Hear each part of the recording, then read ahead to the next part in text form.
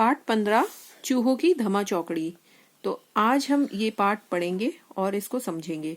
चूहों की धमा चौकड़ी, इससे टाइटल से हमें पता पड़ रहा है कि ये कहानी है चूहों के बारे में और वो क्या शैतानी करते हैं, क्या बदमाशियां करते हैं, तो उसके बारे में है। तो सबसे पहले हम बॉक्स पढ़ लेते हैं। ये कुछ ब्रीफ इंट्रोडक्शन होता है चैप्टर के बारे में, तो हम इसको एक बार ब्रश अप कर लेते हैं। शरारत करना बच्चों का स्वभावगत गुण होता है। कई बार कुछ शरारती बच्चे दूसरों की मिठाई, फल आदि भी चुराकर खा लेते हैं। प्रस्तुत पाठ में अपने भावी अध्यापक से अनभिज्ञता के कारण विद्यार्थियों ने उनके रसगुल्ले और आम चुराकर चट कर डाले, परंतु अध्यापक ने फिर भी अपने बड़प्पन का परिचय दिया। आइए देखें किस प्रकार। तो ये बहुत शॉर्ट में इस चैप्टर के बारे में है। तो इस पार्ट में ये जो हमने पैराग्राफ पढ़ा है, इसमें पता पड़ रहा है कि ये स्टोरी एक अध्यापक और उसके स्टूडेंट्स के बीच में है कि अध्यापक ने किस तरह से अपनी समझदारी दिखाते हुए और स्टूडेंट्स को अपने बड़प्पन का परिचय दिया, मतलब अपना स्वभाव उसने बताया अध्यापक ने कि वो कितना मैच्योर टाइप का टीचर है और उसने बहुत ही सूझबूझ के साथ अपने छात्रों को समझाया। तो इस तरह का ये हमें ब्रीफ में समझा रहे हैं पाठ के शुरुआत में। आधी छुट्टी होते ही लड़कों का झुंड पेड़ों के झुरमुट के नीचे खड़े होकर बतियाने लगा। सभी लड़के इस बात पर सहमत थे कि नए अध्यापक स्कूल आने वाले हैं, उनसे बिल्कुल नहीं पढ़ेंगे, चाहे कुछ भी हो जाए। तो जब हमारी मिड ब्रेक हाफ छुट्टियां होती है ना, सेशन की हाफ छुट्टियां होती है, तो उस वक्त क्लास में कुछ लड़के थे, उनका कुछ ग्रुप था, वो पेड़ों के झुरमुट मतलब बहुत सारे पेड़ इकट्ठे रहते हैं, तो उसके नीचे वो छाया में, शेड में खड़े थे और आपस में ही कुछ बातें कर रहे थे। तो वो क्या बात कर रहे थे कि स्कूल में एक नए टीचर आने वाले हैं और उनसे वो बिल्कुल भी नहीं पढ़ना चाहेंगे, चाहे कोई भी कंडीशन हो, बट वो उनसे नहीं पढ़ेंगे। नए अध्यापक का नाम भी उन्होंने कहीं से सुन लिया था। नाम था काली कुमार तरकालंकर। ये बड़ा अजीब सा नाम है, प्रोनाउंसिएशन में भी थोड़ा सा आपको दिक्कत आएगी। तो इसको हम कैसे प्रोनाउंस करेंगे? तरकालंकार। तो इसको आप एक बार प्रैक्टिस करेंगे तो आप सीख जाएंगे। छुट्टियों में सब अपने अपने घर चले गए। सारी छुट्टियां मौज मस्ती में निकल गई, पता ही नहीं चला। तो उन जो स्टूडेंट्स थे उनको अपने मास्टर का नाम भी पता था, कुछ अजीब सा और पुराना सा नाम था, तरकालंकार। तो बच्चों की छुट्टियां भी बीत गई और मौज मस्ती करते करते, जैसे हम सभी अपनी छुट्टियां बिताते हैं, जब भी छुट्टियां आती हैं, समर वेकेशंस आती हैं, तो उनको भी पता नहीं पड़ा कि छुट्टियां कैसे बीत गई। जैसे ही छुट्टियां खत्म हुई, लड़के अपने अपने घरों से रेलगाड़ी में बैठकर स्कूल लौटने लगे। लड़कों के बीच एक लड़का कभी कभार कुछ कुछ अटपटी सी कविता कर लिया करता था। उसी की रची कविता को लड़के ऊंची नीची आवाज में मजे ले लेकर गा रहे थे। गाड़ी एक छोटे से स्टेशन पर रुकी और वहां से एक बूढ़े सज्जन भी गाड़ी में चढ़े। सामान के नाम पर, अब हम नेक्स्ट पेज पे आ गए हैं। उनके पास एक बिछौना था तथा गोल मुंह वाली मिट्टी की 2-3 हांडियां थीं। हांडिया मतलब एक बर्तन होता है जिसमें हम कुछ भी खाने पीने का सामान या कुछ भी रखते हैं, मटकी टाइप होती है, जिनका मुंह कपड़े से बंद था। साथ ही एक टीन का ट्रक भी था। टीन का ट्रंक मतलब कुछ मेटल का ट्रंक मतलब संदूक बोल लेंगे हम, कुछ भी इस तरह का स्टोरेज टाइप का जिसमें कपड़े अपने रख सकते हैं। और थी कुछ छोटी बड़ी पोटलियां, तो पोटलियां भी थी जनाब के पास। तो ऐसा लग रहा था कि ये कहीं रहने जा रहे हैं, शिफ्ट कर रहे हैं। लड़कों के समूह में सबसे ज्यादा शरारती लड़का बिच्छुकन, इसका भी नाम थोड़ा अटपटा सा है, तो पहली बार अगर आप प्रोनाउंस करते हैं तो थोड़ी दिक्कत आएगी, बिच्छुकन ही था। सहसा बूढ़े को देख वह जोर से कहने लगा, अरे बुड्ढे, यहाँ जगह नहीं है, किसी दूसरे डिब्बे में जाओ। तो वैसे तो बड़ा रूड था ये बच्चा, मतलब ये कोई तरीका नहीं होता किसी वृद्ध से बात करने का, बट वो इस तरह से ही बोल रहा था। बिच्छुकन नाम का जो लड़का है। सबसे शरारती लड़का कौन था? अभी ये प्रश्न कर रहे हैं। मेरे हिसाब से तो बिच्छुकन ही होगा, क्योंकि उसने बदतमीजी से बात करी। बूढ़े आदमी ने प्यार से कहा, बड़ी भीड़ है, कहीं जगह नहीं है, मैं एक कोने में बैठ जाऊंगा, तुम्हें कोई परेशानी नहीं होगी। और वे सीट पर बैठने के बजाय नीचे फर्श पर अपना बिछौना फैलाकर बैठ गए। तो ये जो वृद्ध थे, ये बेचारे बड़े उस टाइप के थे, मतलब इन्होंने बुरा नहीं माना और वो बोले कि इस भीड़ भाड़ वाली जगह में मुझे जगह नहीं मिल पा रही, तो मैं यहीं कहीं बैठ जाता हूँ। बट वो बेचारे सीट पे भी नहीं बैठे और वो अपना बिछौना फैलाकर वहीं फर्श पे बैठ गए रेल के डिब्बे में। लड़कों ने पूछा, बाबा आप कहाँ जा रहे हैं? बाबा कुछ जवाब देते उससे पहले ही बिचुकन बोल उठा, श्राद्ध करने जा रहे होंगे। बाबा हैरानी से बोले, श्राद्ध? किसका श्राद्ध?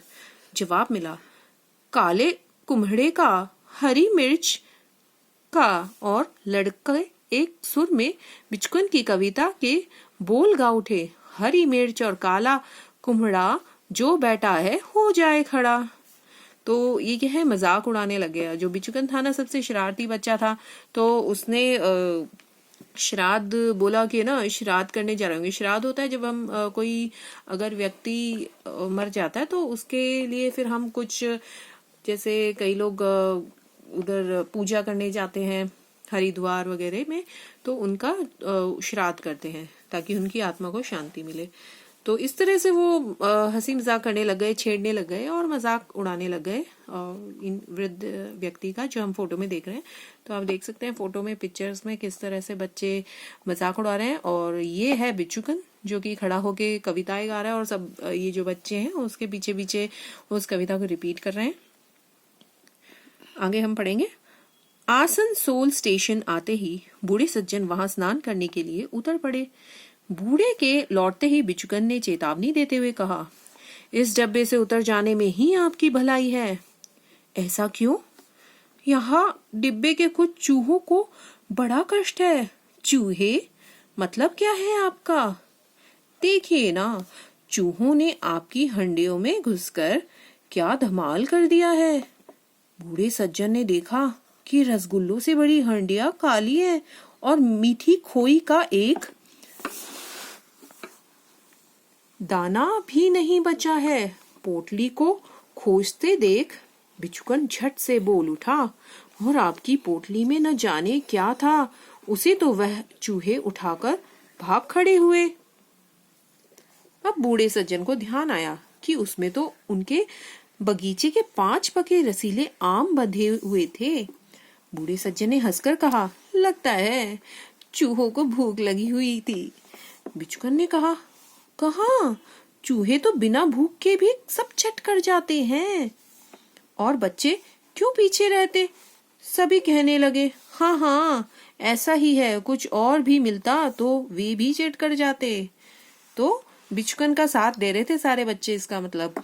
और बिचुकन कह रहा था कि ये सब चूहों ने खाया है। तो हमें कहानी के एंड में पता पड़ेगा कि आखिरी में हुआ क्या था। बूढ़े सज्जन ने मुस्कुराते हुए कहा, बड़ी भारी भूल हो गई। मुझे अगर मालूम होता कि गाड़ी चूहों से भरी पड़ी है तो मैं उनके लिए कुछ और भी ले आता। बूढ़े सज्जन को मुस्कुराते देख लड़के झेप कर चुप हो गए। मन ही मन सोचने लगे, काश गुस्सा करते तो मजा आ जाता। बर्धमान स्टेशन पर उतरकर जब दूसरी गाड़ी पकड़ने का समय आ गया तब बूढ़े सज्जन बोल उठे, इस बार तुम्हें कष्ट नहीं दूंगा, अब की बार किसी दूसरे डिब्बे में चढ़ जाऊंगा। सो तो अब होने का नहीं, आपको अब की बार भी हमारे डिब्बे में ही चलना होगा। आपकी पोटलियों में अगर अब भी कुछ बचा है तो हम सब बराबर से पहरा देंगे। अब की कुछ भी चूहों को खाने न देंगे। बूढ़े सज्जन को लड़कों की जिद के सामने झुकना ही पड़ा। थोड़ी देर बाद डिब्बे के सामने एक मिठाई वाले का ठेला आकर रुक गया। बूढ़े सज्जन ने मिठाई वाले से मिठाई खरीदी और मिठाई का दोना हर एक को पकड़ाते हुए कहा, इस बार चूहों की दावत में कोई गड़बड़ नहीं होगी। अब हम नेक्स्ट पेज पढ़ रहे हैं। लड़कों ने खुशी से हुर्रे कहा और मिठाई पर टूट पड़े। मिठाई वाले के बाद आई आम वाले की बारी। भला आम भी कहाँ बचने वाले थे। लड़कों ने खोज खबर लेते हुए पूछा, आप कहाँ जा रहे हैं? मैं रोजगार की तलाश में निकला हूँ, जहाँ काम मिलेगा वहीं उतर पड़ूंगा, बूढ़े सज्जन ने कहा। लड़कों ने पूछा, आप क्या काम जानते हैं? मैं टूलो पंडित हूँ, संस्कृत पढ़ाता हूँ, बूढ़े सज्जन ने उत्तर दिया। लड़के ताली बजाकर खुशी से उछल पड़े। फिर तो आपको कहीं जाने की जरूरत नहीं है, आप हमारे स्कूल में आकर पढ़ाइए। तुम्हारे स्कूल वाले भला मुझे क्यों रखेंगे? रखेंगे कैसे नहीं, हम अपने यहाँ किसी ऐरे गैरे को थोड़े ना आने देंगे। तुमने तो मुझे दुविधा में डाल दिया। अगर तुम्हारे स्कूल के अधिकारी मुझे पसंद ना करे तो? अब यहाँ पे एक प्रश्न उठता है कि बूढ़े सज्जन ने अपना नाम क्या बताया, तो क्या आप गेस कर सकते हैं? नहीं कर पा रहे? चलिए मैं बताती हूँ। बूढ़े सज्जन ने अपना नाम कुछ भी नहीं बताया था। पसंद न करने का तो प्रश्न ही नहीं उठता, पसंद न करने पर हम स्कूल छोड़ देंगे। अच्छा बाबा, तब तो तुम ही ले चलो। गाड़ी स्टेशन पर आकर रुकी। वहां स्वयं स्कूल के सेक्रेटरी बाबू आए हुए थे। बूढ़े सज्जन को देखते ही उन्होंने आगे बढ़कर उनके पांव छुए और प्रणाम करते हुए बोले, आइए आइए तर्कलंकार महाशय। ये थोड़ा सा प्रेजेंस करने में दिक्कत आती है, आप भी प्रैक्टिस करिए। तरकार लंकार, ओके। आपके रहने का सब इंतजाम हो गया है। अभी किसने लिखा है पाठ? रविंद्रनाथ ठाकुर।